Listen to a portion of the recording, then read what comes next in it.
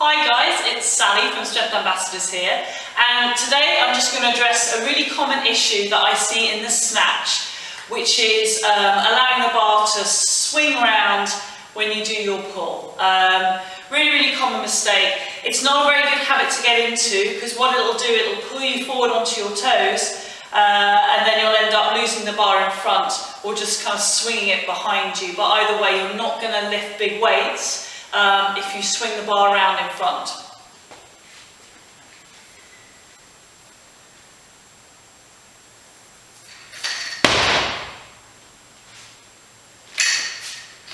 So hopefully you can see there that although it looks like it might be a decent snatch, there's actually a big space between me and the bar, and that's not going to help as soon as I put any kind of decent weight on this.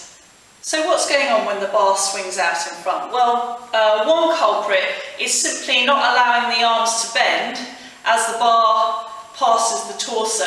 So if you keep your arms straight all the way, you're going to end up doing something like a front raise to get the bar overhead. It's really important that the elbows bend back, so you actually keep the bar close to you as you go around it. And actually quite a good drill to practice that position is more or less what I just did. A really slow curl, making sure that you keep the bar really close so the elbows are going back, bars at the sternum, at the chin, and then pressing overhead. So you can do that as a warm-up drill to just to pattern the movement, and also to get the strength to hold the bar close to you as you go around it. Another major culprit in this bar swinging round is when you try to go under the bar too early. Now we all know in theory about the triple extension that needs to happen in the snatch and the clean and jerk, but we don't always do it. And if you don't triple extend, you're not going to drive the bar up vertically. If you try to jump whilst you're still in this position, you're actually going to send the bar out in front of you, and it's then going to loop back round, or if it's too heavy, it's not going to loop back round at all. You're just going to lose it in front. But it's really important that you actually reach this fully extended position first before you try to go under.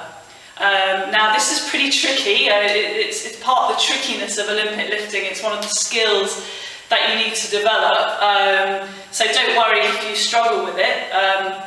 It's very tricky, but it's something that you should be thinking about every time you do a drill or do the actual lift, is you've got to get tall before you can get small again. So my advice to you is not to rush. I think a lot of people get obsessed with the speed because they know the Olympic lifts need to be fast, and you know, you've got to get under really quick, and then you go on YouTube and you watch Ilya Ilin and Zhao Jun, and they're so fast under the bar. I think, oh, I've got to be fast under the bar, but they're very highly skilled as well, and they're actually hitting the shapes at really high speed. Now, if you can't hit those shapes, if you can't get really tall before you get really small, then it doesn't really matter how much speed you put into the movement. You're not going to lift big weights. So make sure that you focus on getting the shapes correct first before you try to apply lots of speed to the movement. If you do have a tendency to go under the bar a bit too quickly, then I recommend doing plenty of snatch pulls and clean pulls in your training if you're not doing them already, to practice just extending up really tall and putting a lot of leg drive into that position. It's really helpful. Another good drill that my coach Mike Causer does quite a lot is doing quite a light pull, but actually doing some of the curl as well. So the bar comes quite high, but what you get is you get that drive up, and then you also get the elbow bend and keeping the bar close. So two of the elements that cause swing are addressed in this drill, so I really like it. So a snatch version would look like this.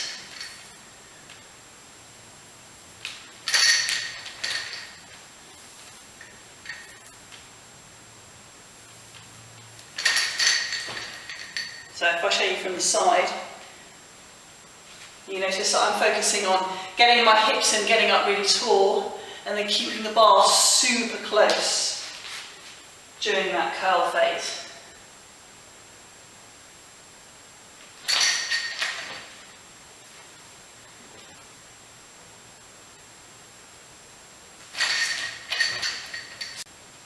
So my last tip for preventing a big swing on the bar is actually a really, really simple cue. And I have to say, I used to be guilty of getting this wrong all the time. Anyway, and it's to keep your knuckles pointed at the floor during the pull. So what I used to do, because I used to do this wrong, is as I made contact with the thigh during that second pull, I used to allow my wrists to bend and my knuckles to point forwards like this, and I kind of flick. As it was like an unconscious effort to kind of flick the bar around, going with this hip movement. But it would always make the bar sort of flick out in front.